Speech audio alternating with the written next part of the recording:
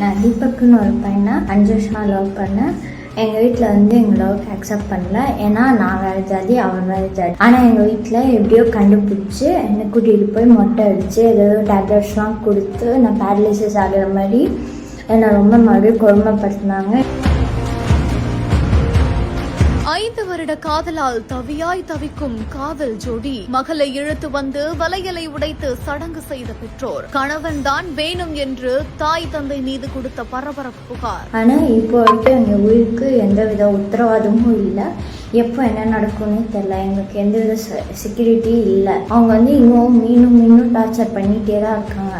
எங்களுக்கு ஏதாச்சும் ஆச்சுன்னா எங்க பேரண்ட்ஸ் தான் காரணம். கிருஷ்ணகிரி மாவட்டம் கெலமங்கலம் அடுத்த போதச்சந்திரம் கிராமத்தை சேர்ந்த தீபக் அப்படின்றவங்களுக்கும் பக்கத்துல இருக்கக்கூடிய கிராமத்தை சேர்ந்த தேஜஸ்ரீ அப்படின்றவங்களுக்கும் பள்ளி பருவத்துல இருந்தே காதல் மலர்ந்திருக்குது. இந்த நிலையில தான் இவங்க 5 வருடங்களா காதலிச்சுட்டு வந்திருக்காங்க.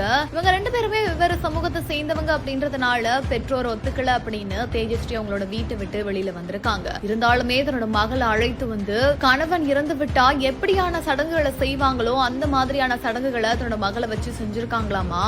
அது மட்டும் இல்லாம பல்வேறு அச்சுறுத்தல்களையும் அவங்க பண்ணதா சொல்லப்படுது. இதனால மகள் மறுபடியும் தன்னோட கணவனுடைய சென்று விட்டு காவல் நிலையத்துல இப்போ புகார் கொடுக்க வந்திருக்காங்க. எங்களுக்கு பாதுகாப்பு வேணும், ரவுடிகளை வச்சுலாம் அவங்க மிரட்டுறாங்க, எப்படியாவது என்ன அவங்க கிட்ட கூட்டிட்டு போயிடணும் அப்படின்னு நினைக்கிறாங்க, எனக்கு என் புருஷன் தான் வேணும் அப்படின்ற மாதிரியா தேஜஸ்ரீ இப்போ ஒரு பரபரப்பான புகாரை கொடுத்திருக்காங்க.